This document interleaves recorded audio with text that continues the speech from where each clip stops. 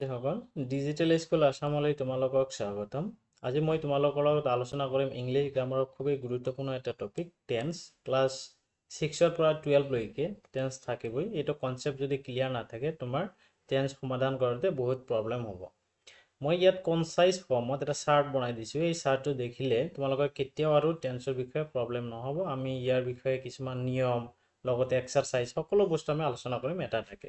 মই প্ৰথমৰ পৰা যে টেন্স 3 প্ৰকাৰ কি সেইবিলাক ক'ব নাযাওঁ। ইয়াত দিয়া আছে সেইটো তুমি এটা এটাকৈ দেখিবা আৰু নোট ডাউন কৰি ৰাখিবা। আৰু যোনটো নুবুজিবা কমেণ্ট ছেকশ্যনত কমেণ্ট কৰিবা, মই ক্লিয়াৰ কৰিব চেষ্টা কৰিম। অ'কে, অকল টেন্সে নহয়, ইংলিছ গ্ৰামাৰৰ যিখিনি লাগে সকলোখিনি মই ইংলিছ গ্ৰামাৰ ইয়াত মানে কমপ্লিট কৰিব চেষ্টা কৰিম। যদি এতিয়ালৈকে আমাৰ চেনেলটো ছাবস্ক্ৰাইব কৰা নাই, ছাবস্ক্ৰাইব কৰি ৰাখিব, ভৱিষ্যতত বহুত কামত আহিব। ইয়াত চোৱা দিয়া আছে টেন্সত যিকেইটা ভাগ আছে তোমালোকে জানা। প্ৰেজেণ্ট, পাষ্ট আৰু ফিউচাৰ টেন্স। ইয়াৰ প্ৰথম যিটো আছে প্ৰেজেণ্ট টেন্সৰ ভাগ আছে 4টা, সেইটো তোমালোকে জানা। প্ৰথম ভাগ কোনটো আছে? চিম্পল প্ৰেজেণ্ট বা প্ৰেজেণ্ট ইনডিফিনিট বুলিও কোৱা হয়। এইটো ইউজেছ কি হয়? ইউজেছ আছে হেবিট, ফেক্টছ, ৰুটিন, স্কেডিউলছ। ষ্ট্ৰাকচাৰটো দেখি ল'বা, খুবেই ইম্পৰ্টেণ্ট হয়। ষ্ট্ৰাকচাৰটো হ'ল ছাবজেক্ট V1 কি হয় তলত আলোচনা কৰা আছে, অলপ পিছতে আমি আলোচনা কৰিম। ইয়াৰ লগত এড কৰিব লাগে কি এছ বা ইএছ যোগ কৰিব লাগে। কিন্তু এছ বা ইএছ যোগ কৰিব ক'ত? ইএছ যোগ কৰিব ফৰ থাৰ্ড পাৰ্চন যদি ছিংগুলাৰ নাম্বাৰ থাকে তেনেহ'লে আমি ইএছ যোগ কৰিম, ৰাইট। ইয়াত চোৱা এক্সাম্পল দিয়া আছে ইংলিছত আৰু এছামিছ দুটাতে দি দিছোঁ মই। ইয়াত চোৱা চি ৱাকছ টু স্কুল, তাই বিদ্যালয়লৈ খোজ কাঢ়ে। ইয়াৰ বিষয়ে আহক আমি মানে ডিটেইলছ আলোচনা কৰিম। তোমালোকে একেবাৰে তলত আহা। ইয়াত চোৱা দিয়া আছে কি notes for tense learning in English and Assamese. তো ইয়াত ভাৰ্ব ফৰ্মছবিলাক যে আছে সেইটো জানিব লাগিব। বেছ ভাৰ্ব যিটো আছে ভাৰ্ব 1, ভাৰ্ব 2, ভাৰ্ব 3। এতিয়া হয়তো কনফিউজন লাগিছে তোমাৰ ভাৰ্ব 1, ভাৰ্ব 2, ভাৰ্ব 3। ইয়াৰ বিষয়ে আমি আলোচনা কৰিম। ইয়াত ধুনীয়াকৈ দিয়া আছে। ইয়াত অলপ মনোযোগ দিব লাগিব যে বেছ ফৰ্ম যিটো থাকিব ভাৰ্বৰ, এইটো যেনেকুৱা ধৰা গ' থাকিব, ইট থাকিব, মূল ক্ৰিয়া মানে যোনটো থাকিব, যেনেকুৱা ধৰা যাওঁ, খাওঁ। তাৰপিছত ভাৰ্বটো যিটো থাকিব পাষ্ট ফৰ্ম ভাৰ্বৰ, যেনেকুৱা ৱেণ্ট, এড, ঠিক আছে। গ'টো আমি ৱেণ্ট লিখিব পাৰোঁ, ইটটো এড লিখোঁ। এনেকুৱা ধৰণৰ অতীত ক্ৰিয়া যেনে গ'লোঁ, খালোঁ ইত্যাদি। আৰু ভাৰ্ব 3 হয়তো তোমালোকে এতিয়াও হয়তো বুজা নাই, ইয়াত দিয়া আছে, মই অলপ পিছতে বুজাম। ইয়াত পাষ্ট পাৰ্টিচিপল হয়, যেনেকুৱা ধৰা গান, ইটেন, এইবিলাক অতীত ক্ৰিয়াৰ তৃতীয় ৰূপ, যেনে গৈছে, খাইছে ইত্যাদি, ৰাইট। ইয়াত চোৱা দিয়া আছে, এইটো খুবেই ইম্পৰ্টেণ্ট। এদিনতে মানে গোটেইখিনি শিকা সম্ভৱ নহয়। মই ইয়াত কেইটা দি দিছোঁ, 20টামান দি দিছোঁ। এই 20টাকৈ শিকিব লাগিব। মিনিমাম তোমাৰ যদি 200টামান মানে তুমি শিকি থোৱা তেনেহ'লে তোমাৰ হয়তো টেন্সত ভইচ চেঞ্জ বা কাৰেকশ্যন এই বা নাৰেশ্যন এইবিলাকত তোমাৰ মানে প্ৰব্লেম নহয়। ইয়াত চোৱা দিয়া আছে প্ৰেজেণ্ট, পাষ্ট আৰু পাষ্ট পাৰ্টিচিপল, তিনিটাৰে মই ইয়াত ভাগ দি দিছোঁ। চোৱা তুমি নোট ডাউন কৰি ৰাখিবা খাতাত। ইয়াত চোৱা দিয়া আছে ৱাকটো কি হ'ব? ৱাক ই ডি লগাই দিলে হৈ যাব। তাৰপিছত ৰান কি আছে? ৰান, ঠিক আছে। এই যোগ কৰি দিলে ইয়াত হ'ব, ইয়াত চেম বস্তুটো ইয়াত আহিছে। তাৰপিছত চিং আছে, চাং আছে, ঠিক আছে। Right, road, written. প্লেটো কি হ'ব? ই ডি লগাই দিলে এইটো পাষ্ট আৰু পাষ্ট পাৰ্টিচিপল হৈ যাব, ঠিক আছে। গ কি হ'ব? ৱেণ্ট হ'ব, গান হ'ব। ইট কি হ'ব? At, eaten. তাৰপিছত ড্ৰিংক কি হ'ব? ড্ৰাংক। ৰিড কি হ'ব?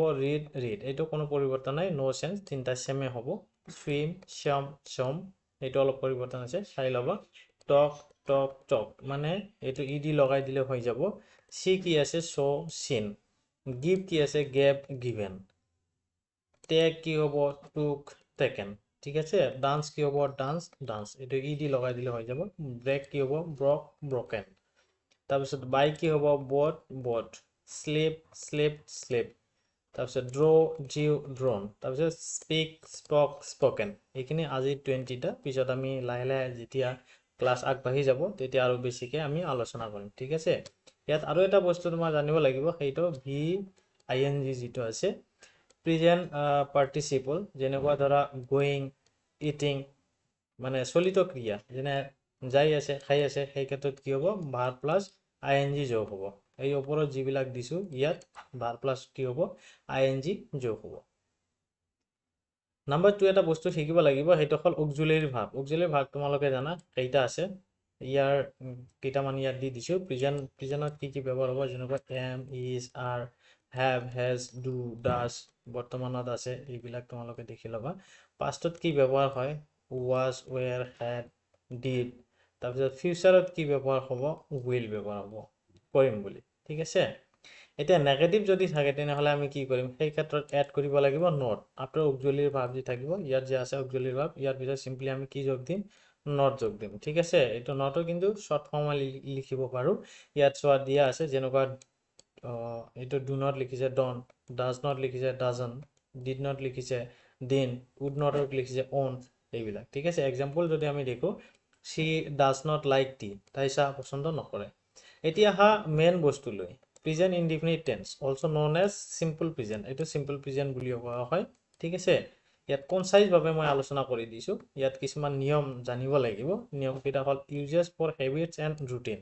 যদি অভ্যাস আৰু নিয়মিত কামৰ বাবে নিয়মিত কাম হয় ইয়াত আমি কি কৰিম প্ৰেজেন্ট ইনডিফিনিট টেন্স ব্যৱহাৰ কৰিম খুবই ইম্পৰ্টেন্ট ভেৰি ভেৰি ইম্পৰ্টেন্ট এই দুটা বস্তু মনত ৰাখিবা হেবিচুৱেল একচন যদি হয় তেতিয়া আমি কি ব্যৱহাৰ কৰিম হেবিচুৱেল একচনৰ ভিতৰত পৰে তোমাৰ ধৰা হেবিটস ৰেগুলাৰ একচন অৰ ৰুটিনস ঠিক আছে যেনেকুৱা ধৰা কি আছে she goes to school every day সদায় আছে না এইটো কি হ'ব হেবিচুৱেল একচন মানে সদায় এইটো কৰি থাকে নিয়মিত কাম তাৰপিছত ইয়াত আৰু দিয়া আছে নাম্বাৰ 2 যিটো নিয়ম সেইটো general facts and truth general facts আৰু ট্ৰুথ কি হ'ব ইট এক্সপ্ৰেছ ইউনিভাৰ্চেল ট্ৰুথ খুবেই ইম্পৰ্টেণ্ট হয় যদি ইউনিভাৰ্চেল ট্ৰুথ হয় চিৰ সত্য কথা সাইণ্টিফিক ফেক্টছ অৰ জেনাৰেল ষ্টেটমেণ্ট যদি হয় তেনেহ'লে কি হ'ব প্ৰেজেন্ট ইনডিফিনিট টেন্স আমি ব্যৱহাৰ কৰিম তাৰপিছত ইয়াত এক্সাম্পল এটা চোৱা the sun rises in the east সূৰ্য কি হয় পূবফালে উদয় হয় নাম্বাৰ 3 যিটো ৰুলছ আছে সেইটো স্কেডিউল ইভেন্ট যদি থাকে সেই ক্ষেত্ৰত আমি কি ব্যৱহাৰ কৰোঁ নিৰ্ধাৰিত যদি অনুষ্ঠান হয় ই নিৰ্দিষ্ট সময়সূচী বা কাৰ্যক্ৰমৰ বাবে ব্যৱহাৰ হয় যেনে ৰাজহুৱা পৰিবহণ এক্সাম্পল ইয়াত দিয়া আছে the train leaves at 6 PM মানে 6টা বজাত কি হয় ৰেলগাড়ী সন্ধিয়া 6টা বজাত যায় তাৰপিছত 4 নম্বৰটো চোৱা ইয়াত দিয়া আছে ফিলিংছ মানে অপিনিয়নছ এণ্ড ষ্টেটছ এইবিলাক যদি হয় তথাপি আমি প্ৰেজেন্ট ইনডিফিনিট টেন্স ব্যৱহাৰ কৰোঁ ঠিক আছে তেনেকুৱা ভাৱনা মতামত আৰু অৱস্থা উদাহৰণ এটা দিয়া আছে হি লাইক চকলেটছ তেওঁ চকলেট কি কৰে পছন্দ কৰে তাৰপিছত 5 নম্বৰ 5ৰ যিটো ৰুল সেইটোৱে কয় ষ্ট্ৰাকচাৰ অফ এফাৰ্মেটিভ সেন্টেন্স এইটো এফাৰ্মেটিভ সেন্টেন্সত যদি হয় তেতিয়া আমি কি ব্যৱহাৰ কৰোঁ তেনেহ'লে সিম্পল প্ৰেজেন্ট ব্যৱহাৰ কৰোঁ ইয়াত চোৱা দিয়া আছে সাবজেক্ট প্লাস বেস ভাৰ্ব যেটা থাকিব তাত এড কৰিম আমি এস বা ES third person singular number এইটো প্ৰথমত যদি যিটো লিখিছো তাত ঠিক আছে এক্সাম্পল দিয়া আছে দে প্লে ফুটবল